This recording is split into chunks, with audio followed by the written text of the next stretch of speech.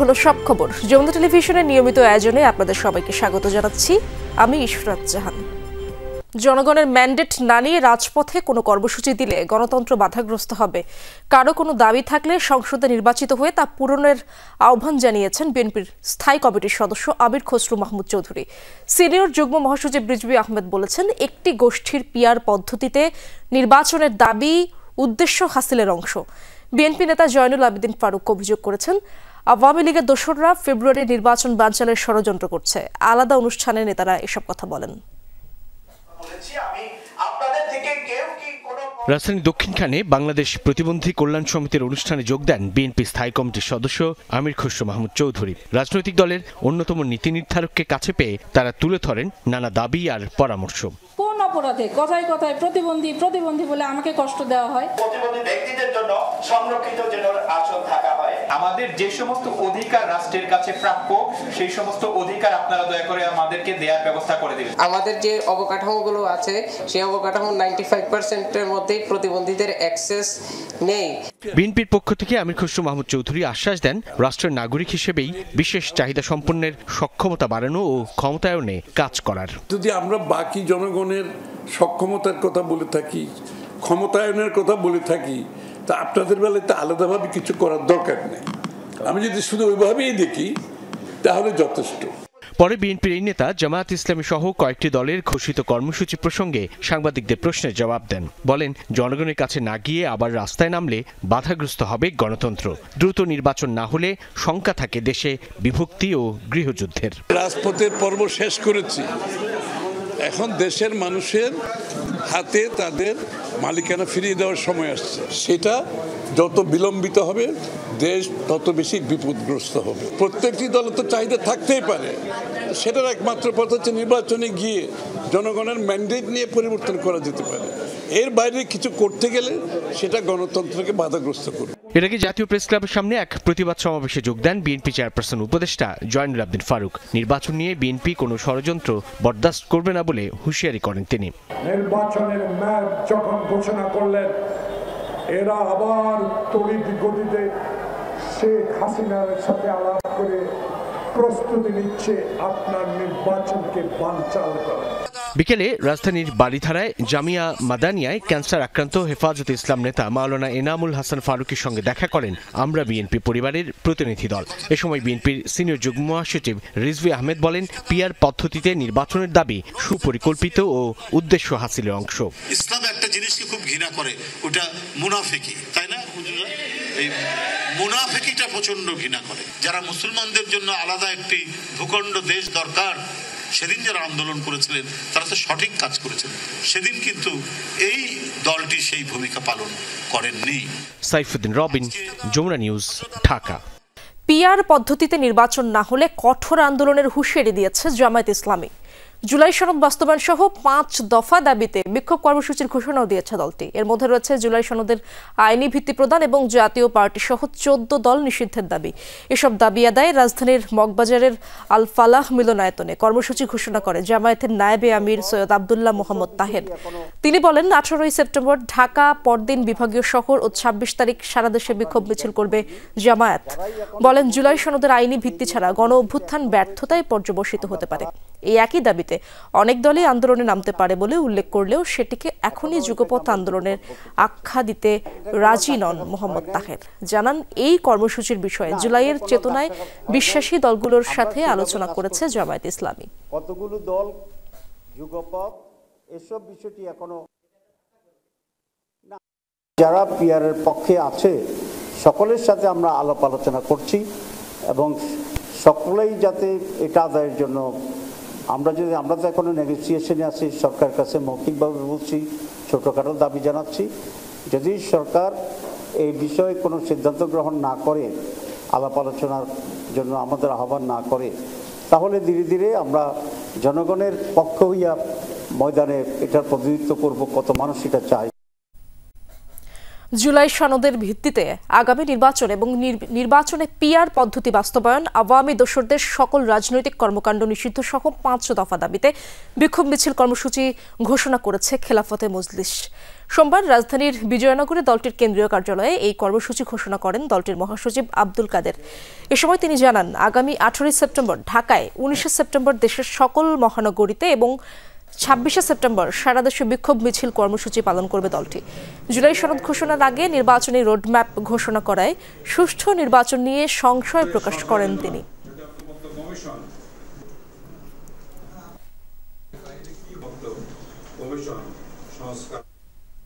আগামী নির্বাচনে এক বাক্সে ভোট আনার ব্যাপারে অনেকটা কাছাকাছি জায়গায় পৌঁছেছে ইসলামী দলগুলো, এমন আশাবাদ ব্যক্ত করেছেন ইসলামী আন্দোলন বাংলাদেশের আমির সৈয়দ মোহাম্মদ রেজাউল করিম। সোমবার রাজধানীর পুরানা পল্টনে দলটির কেন্দ্রীয় কার্যালয়ে এক সংবাদ সম্মেলনে তিনি এই কথাগুলো বলেন। জুলাইয়ের প্রত্যাশা বাস্তবায়নের সুনির্দিষ্ট কিছু দাবি নিয়ে ইসলামী দলগুলোর জোটবদ্ধ আন্দোলনের সিদ্ধান্তের কথাও জানান রেজাউল করিম। এ সময় জুলাই সনদের ভিত্তিতে আগামী জাতীয় সংসদ নির্বাচন এবং ভোটে পিআর পদ্ধতি বাস্তবায়ন সহ 5 দফা দাবিতে 18, 19 এবং 26 সেপ্টেম্বর সারা দেশে বিক্ষোভ মিছিল কর্মসূচি ঘোষণা করেন তিনি।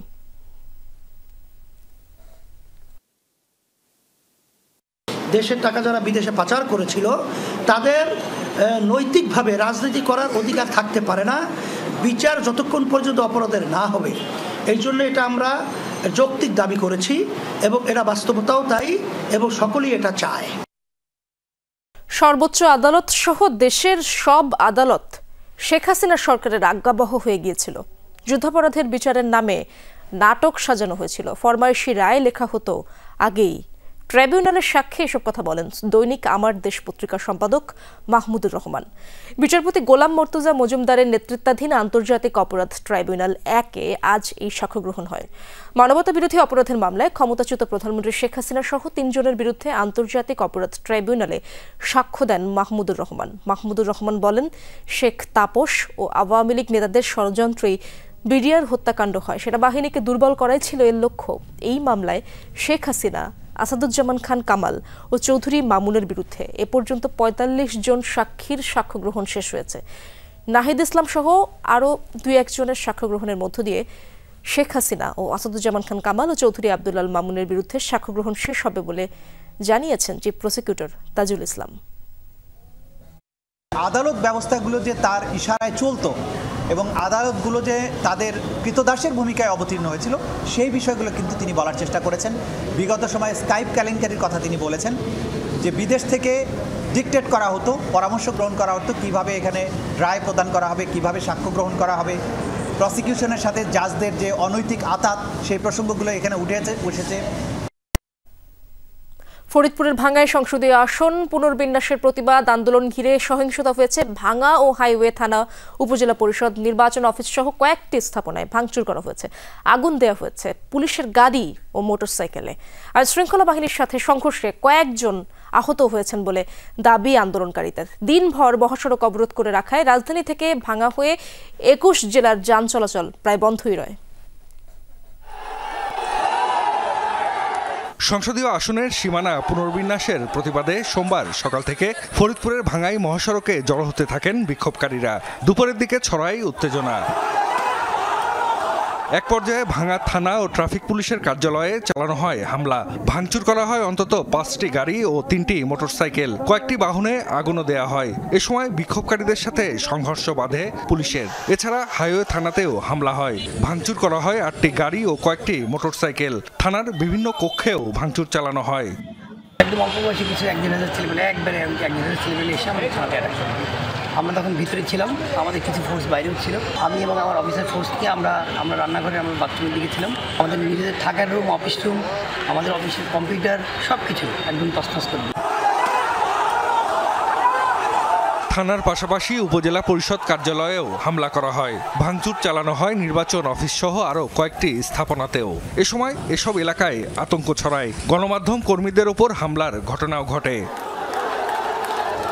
এর আগে বেলা 11টার দিকে ঢাকা খুলনা ও ফরিদপুর বরিশাল মহাসড়কের অন্তত 6টি পয়েন্টে অবরোধ করেন আন্দোলনকারীরা। এতে রাজধানী থেকে ভাঙা হয়ে চলাচলকারী 21 জেলার যান চলাচল বন্ধ হয়ে যায়। মহাসড়ক অবরোধ করায় চরম ভোগান্তিতে পড়েন যাত্রী ও পরিবহন চালকরা। সরকারের দায়িত্বে যারা আছে তাদের দায়িত্ব জনগণের শান্তি শৃঙ্খলা বজায় রাখার জন্য, কিন্তু আপনাদের বক্তব্য তীব্র নিন্দা করছি। আমরা হামিদপুর মানুষ, হামিদপুর থাকবো, আমরা নগরকান্দা যাব না, যাব না, যাব না। গাড়ি ঘোড়া ঠিকভাবে পাইনি, খুব সমস্যা হইতেছে। বাচ্চা কাচ্চা নিয়ে ফ্যামিলি নিয়ে আসছি। রোগী হাসপাতাল রয়েছে, গাড়ি ঘোড়া পাইতেছে না। যাও হলো আজিমনগর মালিকগ্রাম। ফরিদপুর 4 আসন থেকে ভাঙ্গার আলগি ও হামিরদি ইউনিয়নকে 2 আসনের সাথে অন্তর্ভুক্ত করার প্রতিবাদে গেল কয়েকদিন ধরে আন্দোলন করে আসছেন বিক্ষোভকারীরা। জাহিদ হাসান, যমুনা নিউজ। দর্শক, ফরিদপুরের এই মুহূর্তের পরিস্থিতি জানার চেষ্টা করব। এর আগের খবরে আমরা জানছিলাম সহকর্মী তরিকুল ইসলাম হিমেলের কাছ থেকে সেখানকার অবস্থা অনেকটাই স্বাভাবিক। হিমেল, এখন জানাবেন এখন কি দেখছেন সার্বিক পরিস্থিতি? তখন বৃষ্টি চলছিল, আপনি বলছিলেন অনেকটাই স্বাভাবিক অবস্থা সেখানে। ইশাত, এখনো পরিবেশটা স্বাভাবিক। যান চলাচল শুরু হয়েছে, সবগুলো মহাসড়কেই যান চলাচল শুরু হয়েছে। আন্দোলনকারী যারা তারাও ঘরে ফিরে গিয়েছে, আমরা রাস্তায় কাউকে দেখতে পাইনি। এই মুহূর্তে আমি রয়েছি হচ্ছে ভাঙ্গা হাইওয়ে যে থানা, সেই থানাতে। এই থানাতেও হামলা চালিয়েছে যে আন্দোলনকারী তারা। জেলা উপজেলা পরিষদ এবং জেলা পুলিশের থানা সহ যে নির্বাচন অফিস সহ ভাঙ্গা হাইওয়ে থানাতেও কিন্তু ভাঙচুর চালানো হয়েছে। সেই জায়গাটি যদি আপনার মাধ্যমে একটু দেখানোর চেষ্টা করি, যে প্রত্যেকটা স্থানে কিন্তু ধ্বংসস্তূপ এর চিহ্ন রয়েছে। থানার প্রত্যেকটি গ্লাস ভেঙে ফেলা হয়েছে এবং যে কয়টি গাড়ি ছিল পুলিশের টহলের এবং হচ্ছে যে কর্মকর্তাদের ব্যবহারের, সবগুলো গাড়ির গ্লাস এবং হলো যে ভেঙে ফেলা হয়েছে। আমি একটু যদি দেখানোর চেষ্টা করি আর কি আপনার মাধ্যমে দর্শকদের, যে এটি হচ্ছে হাইওয়ে পুলিশের যে দুর্ঘটনার কাজে যে ব্যবহৃত উদ্ধার কাজে ব্যবহৃত, আহতদের উদ্ধার কাজে ব্যবহৃত অ্যাম্বুলেন্স, সেই অ্যাম্বুলেন্সটিও ভাঙচুর করেছে আন্দোলনকারীরা। এবং হচ্ছে একইভাবে কিন্তু আপনার উপজেলা পরিষদ এবং যে নির্বাচন কর্মকর্তার কার্যালয় এবং হচ্ছে যে জেলা পুলিশের যে থানা, সেই থানাও কিন্তু ভাঙচুরের করেছে আন্দোলনকারীরা। এবং যে আপনাকে যেটা জানিয়েছিলাম যে বিকাল 4:30টার দিকে বৃষ্টি শুরু হলে কিন্তু আপনার যে আন্দোলনকারীরা রাস্তা থেকে সরে গেলে যান চলাচল অনেকটাই স্বাভাবিক হয়ে ওঠে এবং বিকাল 5:30 নাগাদ পুরোপুরি আপনার যান চলাচল স্বাভাবিক হয়। আন্দোলনকারীদের যে 3 দিনের অবরোধ কর্মসূচি ঘোষণা করা ছিল, তার দ্বিতীয় দিন আজকে। আগামীকালকেও তাদের ঘোষিত অবরোধ কার্যক্রম রয়েছে, কিন্তু সে বিষয়টি আসলে আজকের ঘটনার পরে আগামীকালকে তাদের অবস্থাটা কি হবে ভাঙার, সেটি আসলে সেটাই দেখার বিষয়। ধন্যবাদ আপনাকে হিবেল। প্রেসিডেন্ট বিরোধী বিক্ষোভে আবারও উত্তাল হলো তুরস্ক। রিসেপ তাইপের দোগানের পদত্যাগের দাবিতে রাজধানী আঙ্কারার রাজপথে জড়ো হয় হাজার হাজার মানুষ। দেশটির প্রধান বিরোধী দল রিপাবলিকান পিপলস পার্টি সিএইচপির কংগ্রেস নীতিমালা বাতিল নিয়ে চলমান মামলা স্থগিতের দাবিতে আঙ্কারার রাজপথে জড়ো হয় বহু মানুষ। পতাকা হাতে সরাসরি স্লোগান দেয় প্রেসিডেন্টের পদত্যাগের দাবিতে। বিক্ষোভকারীদের মতে গেল 1 বছর ধরে বিরোধী পার্টি সিএইচপির সদস্য ও সমর্থকদের উপর আইনি দমন পীড়ন চালাচ্ছে আঙ্কারা প্রশাসন। চলমান মামলার রায়ের জেরে ক্ষমতাচ্যুত হতে পারে বিরোধী দলীয় প্রধান। গেল মার্চে বিরোধী নেতা এক্রেম ইমামোগলুকে গ্রেফতারের পর থেকেই তুঙ্গে তুরস্কের রাজনৈতিক অস্থিরতা। পেহেলগামের সন্ত্রাসী হামলার প্রতিবাদে পাকিস্তানের ক্রিকেটারদের সাথে হাত মেলায়নি ভারত। নিহতদের পরিবারের সাথে সংহতি প্রকাশ করে নিজেদের অবস্থানের অনড় ছিলেন বলে জানিয়েছেন অধিনায়ক সূর্য কুমার যাদব। এদিকে এমন পরিস্থিতির জন্য মোটেও প্রস্তুত ছিল না পাকিস্তান, যা হতাশ করেছে পাকিস্তানের হেড কোচ মাইক টাইসনকে।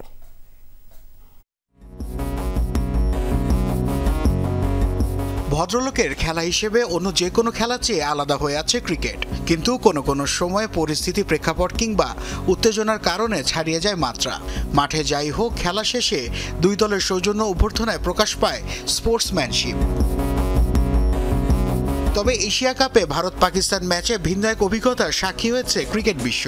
পেহেলগামে সন্ত্রাসী হামলা এবং এর জেরে অপারেশন সিঁদুরের কারণে দুই দেশের রাজনৈতিক সংকটে যুক্ত হয় নতুন মাত্রা, যে উত্তাপ ছড়িয়ে পড়ে খেলার মাঠেও। টসের পর পাকিস্তান অধিনায়ক সালমান আগার সাথে হাত না মিলিয়ে ফিরে আসেন সূর্যা কুমার যাদব। কেবল টস নয়, ম্যাচ জেতার পরও কোনো ধরনের সৌজন্যতা দেখায়নি ভারতীয় ক্রিকেটাররা। দলকে জয়ের বন্দরে পৌঁছে দেওয়ার পর সূর্যা কুমার ও শিবম দুবে নিজেদের শুভেচ্ছা জানিয়ে আম্পায়ারদের সাথে হাত মিলিয়ে সোজা পথ ধরেন ড্রেসিং রুমের। পাকিস্তানি ক্রিকেটাররা অপেক্ষা করলেও নীরবে তা উপেক্ষা করে ভারতীয় দল। এমনকি প্রতিপক্ষের কোনো ক্রিকেটার যাতে ড্রেসিং রুমে না আসতে পারে সেজন্য বন্ধ করে দেওয়া হয় দরজা। এমন আচরণের প্রতিবাদ ও ভারতীয় সঞ্চালকের জেরে পুরস্কার বিতরণী অনুষ্ঠান বর্জন করেন পাকিস্তান অধিনায়ক সালমান আগা। প্রতিপক্ষের এমন কাণ্ডে ম্যাচ পরবর্তী সংবাদ সম্মেলনে হতাশা প্রকাশ করেন Pakistan coach mic Hesson. Match শেষে হাত মেলানোর জন্য আমরা সবাই প্রস্তুত ছিলাম, তবে প্রতিপক্ষ তা এড়িয়ে যাওয়ায় হতাশ হয়েছি। হাত মেলানোর জন্য আমরা এগিয়ে গিয়েছিলাম, কিন্তু তারা ড্রেসিং রুমে চলে যাচ্ছিল। এভাবে খেলা শেষ হওয়াটা হতাশাজনক ব্যাপার। এদিকে নিজেদের এই অবস্থান পেহেলগামে সন্ত্রাসী হামলার প্রতিবাদ হিসেবে ব্যাখ্যা দিয়েছেন ভারতের অধিনায়ক সূর্যা কুমার যাদব। আমি মনে করি জীবনের কিছু বিষয় খেলোয়াড় সুলভ মানসিকতার চেয়েও বড়। আমরা পেহেলগামে সন্ত্রাসী হামলায় সকল ভুক্তভোগীদের পাশে আছি, তাদের পরিবারের সাথে সংহতি প্রকাশ করছি। এই জয় আমরা উৎসর্গ করছি আমাদের বীর সেনাদের, যারা অপারেশন সিঁদুরে অংশ নিয়েছিলেন। পেহেলগামে সন্ত্রাসী হামলার জেরে গত মে মাসে ভারত পাকিস্তানের মধ্যে সামরিক সংঘাত বেঁধে যায়। সেই সময় পাকিস্তানের সাথে না খেলার কথা জানায় বিসিসিআই। পরবর্তীতে বৈশ্বিক টুর্নামেন্টে খেলতে রাজি হলেও দুই দেশের কূটনৈতিক সম্পর্কের বরফ এখনো গলেনি। নাসিফ শুভ, যমুনা স্পোর্টস। তরুণরা সক্রিয় থাকলে দেশের কোনো সমস্যাই অমীমাংসিত থাকবে না বলে আশা প্রকাশ করেছেন অন্তর্বর্তী সরকারের প্রধান উপদেষ্টা ডক্টর মোহাম্মদ ইউনূস। সকালে রাজধানীর তেজগাঁওয়ে প্রধান উপদেষ্টার কার্যালয়ের শাপলা হলে ইয়ুথ ভলান্টিয়ার অ্যাওয়ার্ড অনুষ্ঠানে তিনি এই কথাগুলো বলেন। ডক্টর ইউনূস জানান, নতুন নীতি যুগান্তকারী ধারণা ও সামাজিক পরিবর্তনের অগ্রদূত হিসেবে দেখতে চান তরুণদের। তাদের উদ্ভাবনী শক্তি কেবল শিক্ষাক্ষেত্রে সীমাবদ্ধ নেই বলেও মন্তব্য করেন প্রধান উপদেষ্টা। রাজধানীর তেজগাঁয়ে প্রধান উপদেষ্টার কার্যালয়ের শাপলা হলে ইয়ুথ ভলান্টিয়ার অ্যাওয়ার্ড 2025-এর আয়োজন। প্রধান অতিথি অন্তর্বর্তী সরকার প্রধান ডক্টর মোহাম্মদ ইউনূস। অনুষ্ঠানের শুরুতে সামাজিক ক্ষেত্রে অসাধারণ অবদানের জন্য 12 জন যুব উদ্যোক্তার হাতে পুরস্কার তুলে দেন তিনি। যারা পুরস্কার পেয়েছ তাদের আমার প্রাণঢালা অভিনন্দন। ডক্টর ইউনূস বলেন, তারুণ্য আমাদের জাতির চালিকা শক্তি। তিনি বলেন, একটি দেশের যুব সমাজ যদি সক্রিয় থাকে, উদ্যমী ও উদ্ভাবনী শক্তিতে বলীয়ান হয়, তখন কোনো প্রতিবন্ধকতায় তাদের অগ্রযাত্রাকে থামিয়ে রাখতে পারে না। আজ আমরা তারুণ্যের শক্তিকে উদযাপন করছি। এটি আমাদের জাতির চালিকা শক্তি। অন্তর্বর্তী সরকার প্রধান আরও বলেন, তরুণদের উদ্ভাবনী শক্তি কেবল শিক্ষাক্ষেত্রেই সীমাবদ্ধ নেই। তরুণরা স্বাস্থ্যসেবা, পরিবেশ সুরক্ষা, দারিদ্র্য বিমোচন এবং সামাজিক ন্যায় বিচার প্রতিষ্ঠায়ও অগ্রণী ভূমিকা পালন করছে। এই তরুণরাই 24-এর গণ অভ্যুত্থানে নেতৃত্ব দিয়েছে। তরুণরাই যুগে যুগে এ দেশের ইতিহাস রচনা করেছে। তরুণদের উদ্ভাবনী শক্তি আজ কেবল শিক্ষাক্ষেত্রেই সীমাবদ্ধ নেই। তরুণরা স্বাস্থ্যসেবা, পরিবেশ সুরক্ষা, দারিদ্র্য বিমোচন এবং সামাজিক ন্যায় বিচার প্রতিষ্ঠায়ও অগ্রণী ভূমিকা পালন করছে। চলার পথে প্রতিনিয়ত নতুন নতুন চ্যালেঞ্জ আসবেই, কিন্তু এই চ্যালেঞ্জগুলো নিয়ে হতাশ হলে চলবে না, বরং তা মোকাবেলার পরামর্শ দেন ডক্টর ইউনূস। আমাদের চলার পথে প্রতিনিয়ত নতুন নতুন চ্যালেঞ্জ আসবে।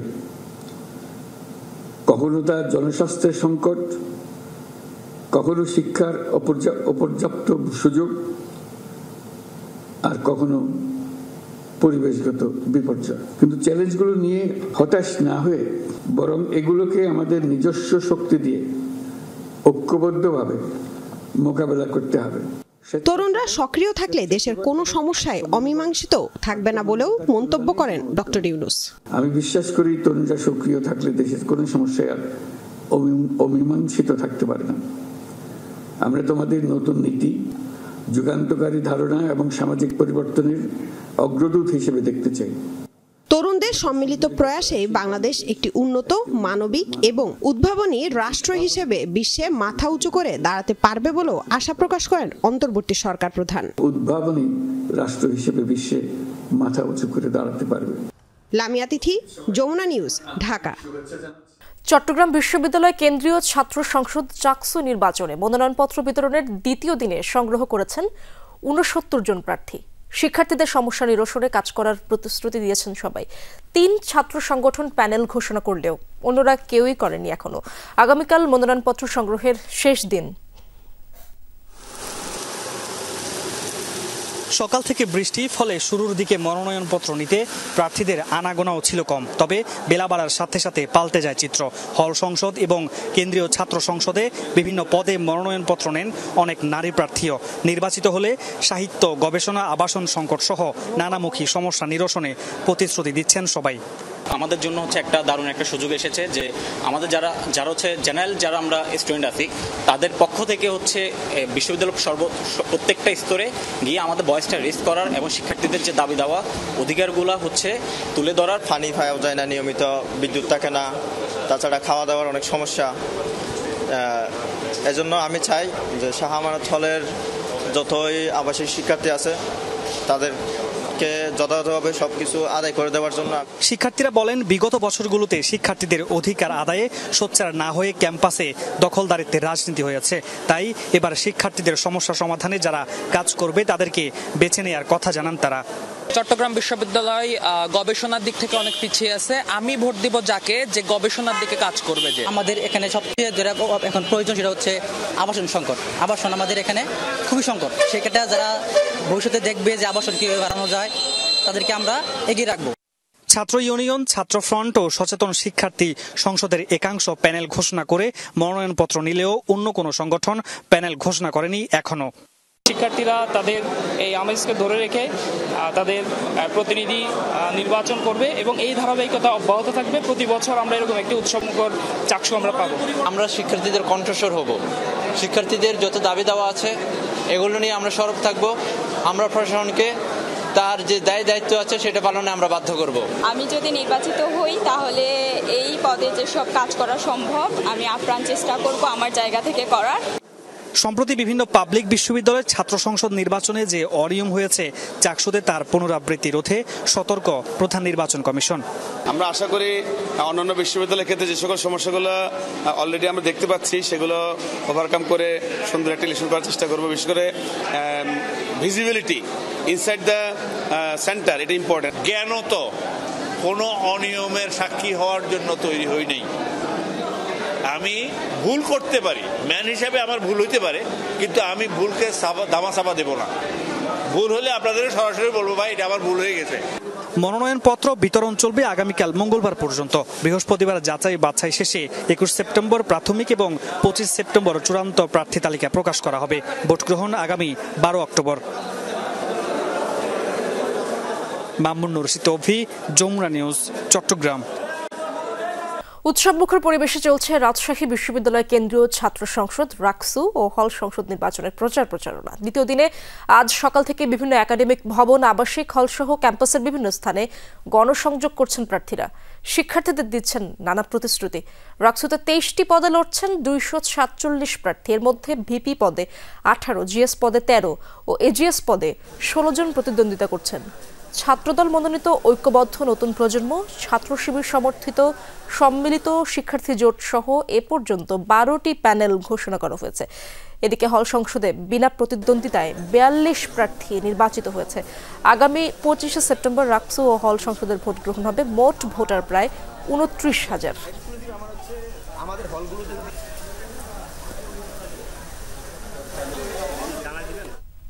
ইসরায়েলের নৌ অবরোধ উপেক্ষা করে গাজার মানুষদের বাঁচাতে তিউনিসিয়া থেকে আবারও শুরু হয়েছে সুমুদ ফ্লোটিলার যাত্রা।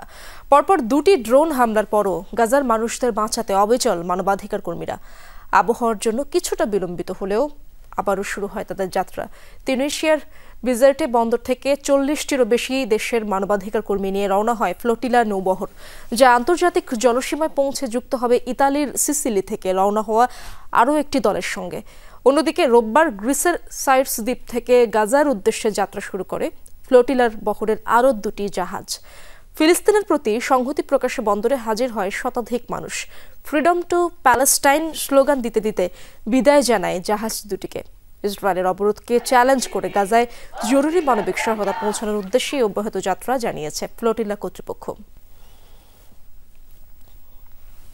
কাতারে হামলার জেরে ইসরায়েলকে রীতিমতো তুলোধুনো করল আরব নেতারা। দোহায় চলমান সামিটে তেল আবিবের আগ্রাসী আচরণের কঠোর নিন্দা জানান আরব প্রতিনিধিরা। ইসরায়েলের হামলাকে রাষ্ট্রীয় সন্ত্রাসবাদ উল্লেখ করে যথাযথ তা মোকাবেলার হুঁশিয়ারি দিয়েছে কাতার। ইসরায়েলের বিরুদ্ধে দোহা একা নয়, পাশে আছে ইসলামী বিশ্ব বলে স্পষ্ট বার্তা দিয়েছে আরব লীগ।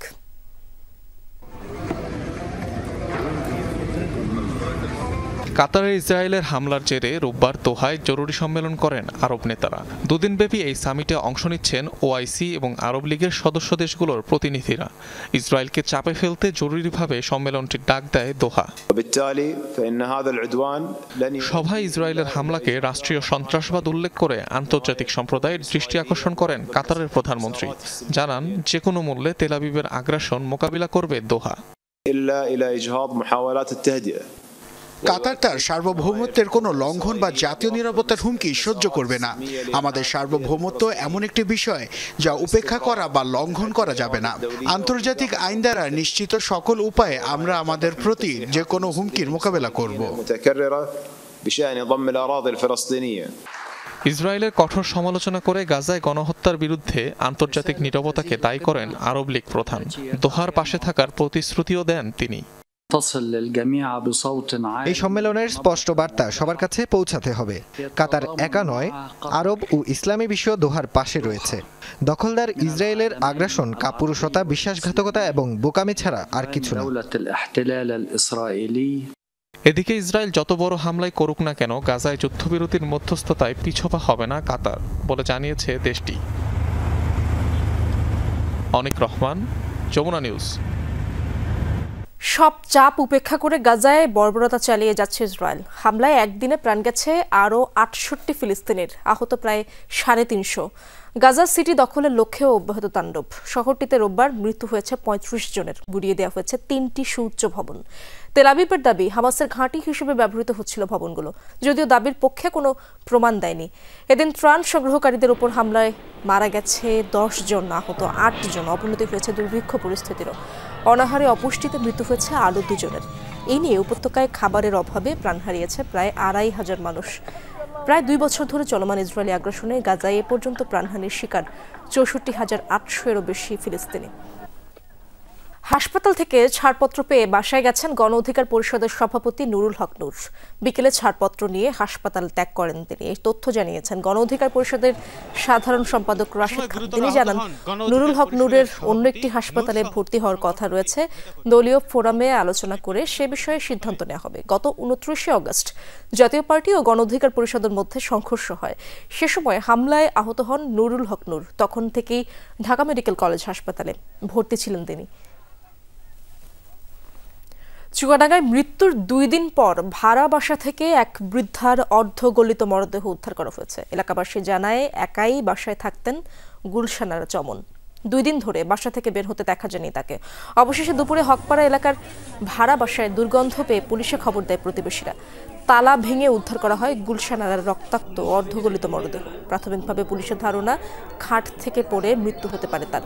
মরদেহ উদ্ধার করে সদর হাসপাতালের মর্গে পাঠানো হয়েছে।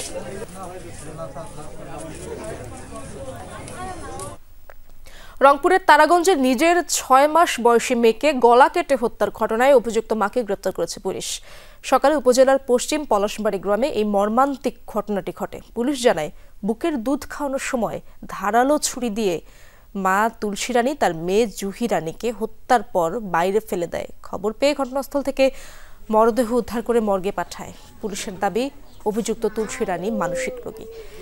এদিকে ঘটনার পর বাবা বাবুলাল রায় বাদী হয়ে মামলা করেছেন।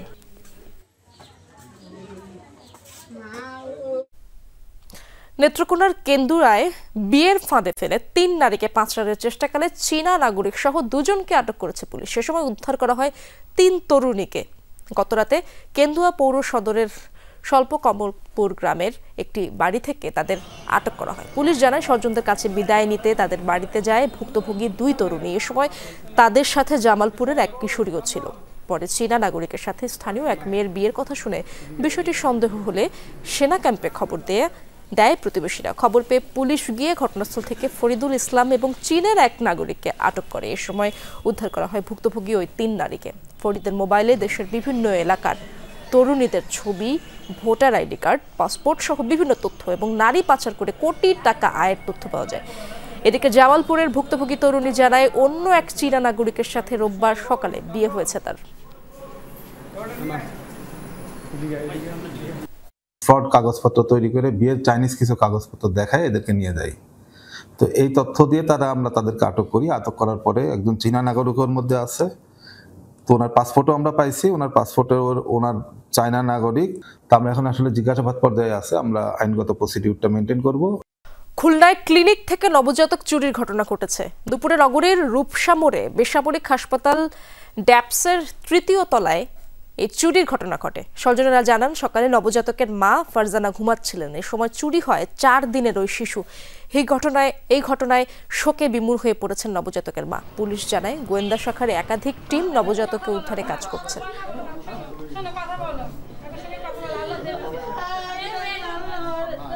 সব জায়গা খোঁজাখুঁজি হইতেছে, বাবু নাই।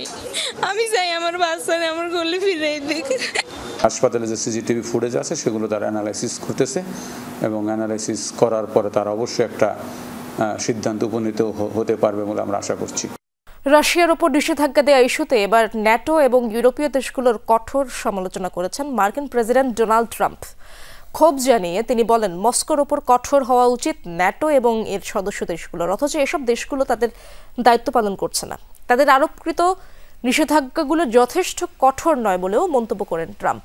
ন্যাটোভুক্ত দেশগুলোর বিরুদ্ধে রাশিয়ার তেল কেনারও অভিযোগ করেন মার্কিন প্রেসিডেন্ট। তিনি আরও জানান রাশিয়ার প্রেসিডেন্ট ভ্লাদিমির পুতিন ও ইউক্রেনের প্রেসিডেন্ট ভলোদিমির জেলেনস্কির মধ্যে মধ্যস্থতার জন্য শীঘ্রই বৈঠকের আয়োজন করা। যদিও এই পদক্ষেপ বাস্তবায়নে রাজি নয় মস্কো এবং কিয়েভ, তাই এটি অত্যন্ত কঠিন হবে বলেও মন্তব্য করেন ট্রাম্প। ইউরোপ রাশিয়া থেকে তেল কিনছে, আমি চাই না তারা তেল কিনুক, এবং তারা যে নিষেধাজ্ঞাগুলো আরোপ করছে তা যথেষ্ট কঠোর নয়। আমি নিষেধাজ্ঞাগুলো আরোপ করতে চাই, তবে আমি যা করছি তার সাথে সামঞ্জস্য রেখে তাদের নিষেধাজ্ঞাগুলো আরো কঠোর করতে হবে।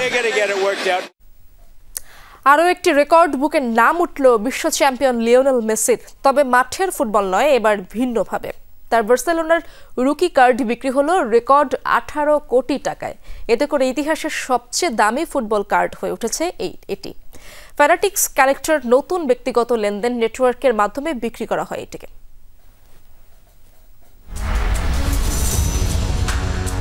ফুটবল মাঠে জাদুকরি ড্রিবল, অগণিত গোল আর চোখ ধাঁধানো শিরোপা।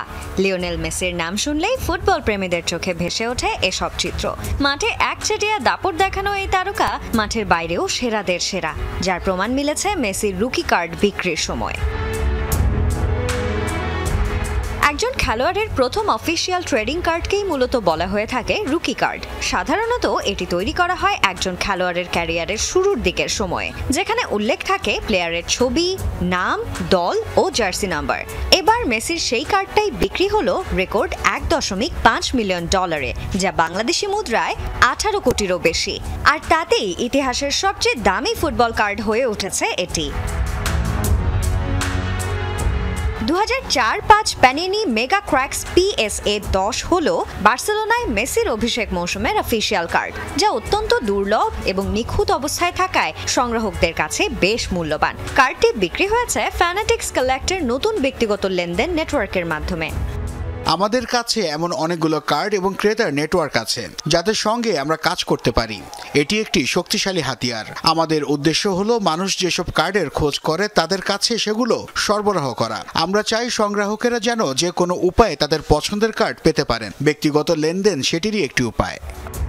এর আগে সর্বোচ্চ দামি ফুটবল কার্ডটি ছিল ব্রাজিলিয়ান কিংবদন্তি পেলের। 2022 সালে পেলের 1958 সালের আলিফা বোলাগেট কার্ডটি বিক্রি হয়েছিল $13,30,000, যা বাংলাদেশি মুদ্রায় 16 কোটিরও বেশি। সাঞ্জনা আইভি, যমুনা স্পোর্ট। ঢাকা শহরের লোকাল এরিয়ার জন্য মাস্টার প্ল্যান করা হচ্ছে বলে জানিয়েছেন ঢাকা উত্তর সিটি কর্পোরেশনের প্রশাসক মোহাম্মদ এজাজ। বলেন, ডিএনসিসি দখল হওয়া জায়গাও উদ্ধারে চালানো হবে অভিযান। সোমবার সকালে আফতাবনগর লেক ভিউয়ের নড়াই নদীর উপর বনশ্রী আফতাবনগর সংযোগে 3টি সেতুর ভিত্তিপ্রস্তর উদ্বোধন অনুষ্ঠানে একথা বলেন তিনি। প্রশাসক বলেন, ভবিষ্যৎ নগরায়ন ও এই অঞ্চলের মানুষের যাতায়াত বৃদ্ধিতে করতেই সেতুগুলোর কাজ মঙ্গলবার থেকে শুরু হবে। এ সময় শহরের ছোট ছোট কমিউনিটির সমস্যা সমাধানে করতে গিয়ে কিছু কাজ ব্যাহত হয় বলে জানান তিনি। ঢাকার সবচেয়ে বড় ক্রাইসিস পরিকল্পনার অভাব উল্লেখ করে প্রশাসক বলেন, নতুন হাউজিংগুলোর প্লট কেন্দ্রিক চিন্তার কারণে নানা সংকট দেখা দেয়।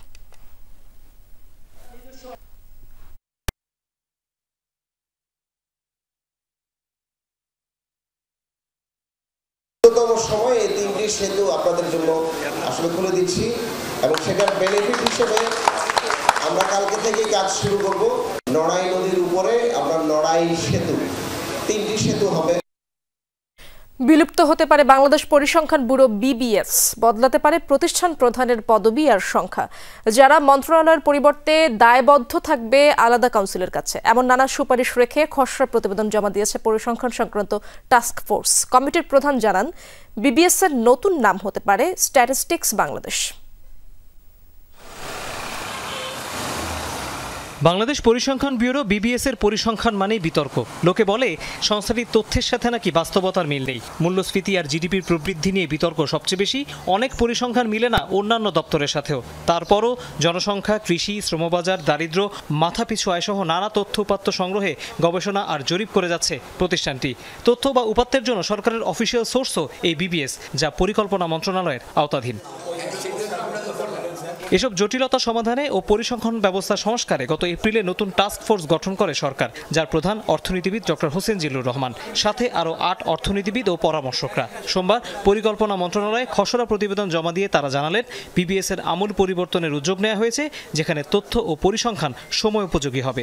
প্রতিষ্ঠান প্রধানের কিভাবে প্রতিষ্ঠান প্রধান কিভাবে নির্বাচিত হবে, যেখানে স্বাধীনতার বিষয়টা সুরক্ষা হয়, সেই বিষয়ে আমাদের পরামর্শ আছে। তার পদমর্যাদাটা আপগ্রেড করার একটা বিষয়, সেই বিষয়ে আমাদের পরামর্শ আছে। তার পদমর্যাদাটা আপগ্রেড করার একটা বিষয়, সেই বিষয়ে আমাদের পরামর্শ আছে। এ সময় পরিকল্পনা উপদেষ্টা বলেন, কাগজে কলমে স্বাধীন হলেও অনেক প্রতিষ্ঠান সরকারের তাবেদারি ছাড়তে পারে না। বিবিএস যেন তেমন কিছু না হয়, সেই চেষ্টা করছে অন্তর্বর্তী সরকার। কমিশনটা বড় কথা না, বড় কথা হলো কাজের স্বচ্ছতা, জবাবদিহিতা। কারা করছে, তাদের দক্ষতা আছে কিনা, তারা কাদের কাছে জবাবদিহি হয় এবং তাদের সেই কর্মক্ষমতা আছে কিনা।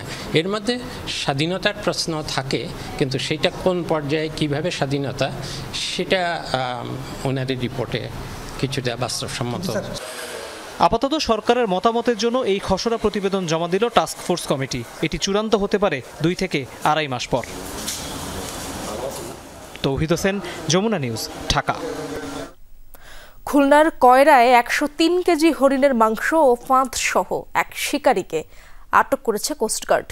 দুপুরে কোস্টগার্ডের মিডিয়া কর্মকর্তা লেফটেন্যান্ট কমান্ডার সিয়ামুল হক এই তথ্য নিশ্চিত করেন। তিনি জানান, গোপন তথ্যের ভিত্তিতে রোববার মধ্যরাতে কয়রা স্টেশনের ছোট আংটিহারা এলাকায় অভিযান চালানো হয়। এ সময় 103 কেজি হরিণের মাংস, একটি মাথা সহ প্রায় 300 মিটার দৈর্ঘ্যের একটি ফাঁদ জব্দ করা হয়। মিজানুর রহমান নামে এক শিকারীকে আটক করে কোস্টগার্ড। আইনগত ব্যবস্থা নেওয়ার জন্য তাকে আন্দারমানিক ফরেস্ট অফিসের কাছে হস্তান্তর করা হয়েছে।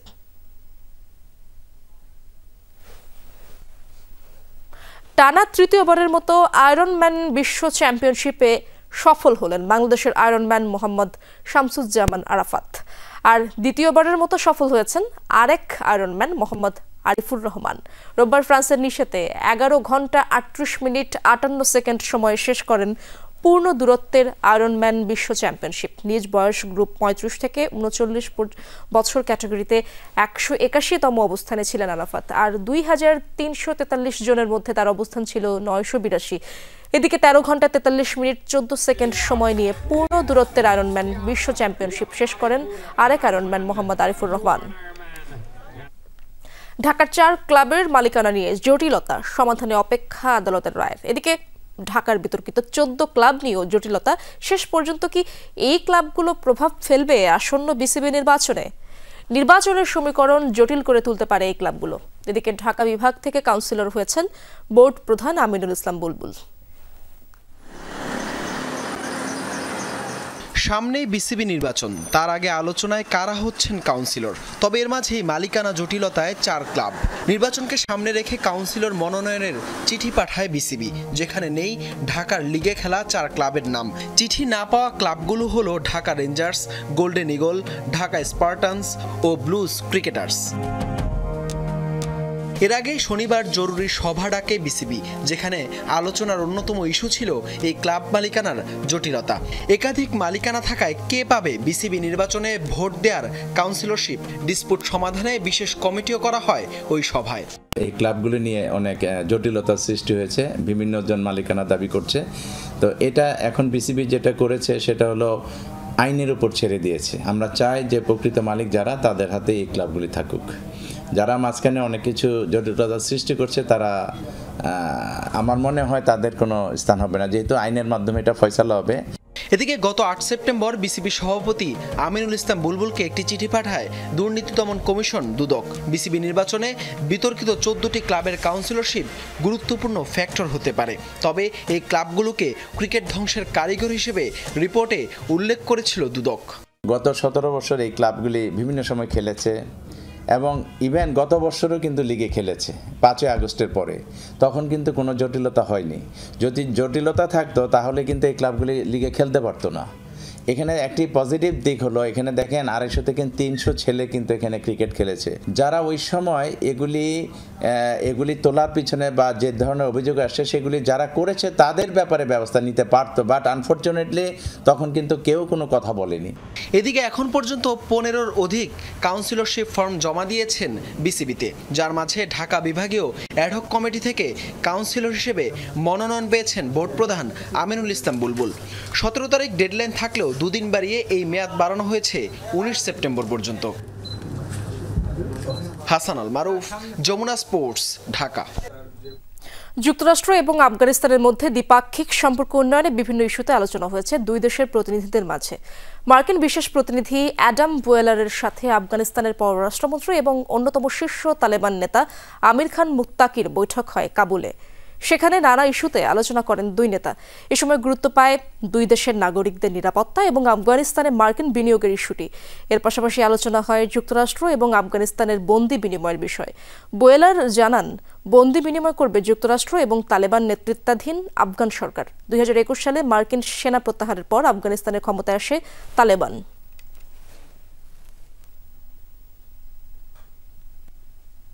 দর্শক, এই ছিল আজকের সব খবরের আয়োজনে। এতক্ষণ যারা সঙ্গে ছিলেন সবাইকে ধন্যবাদ।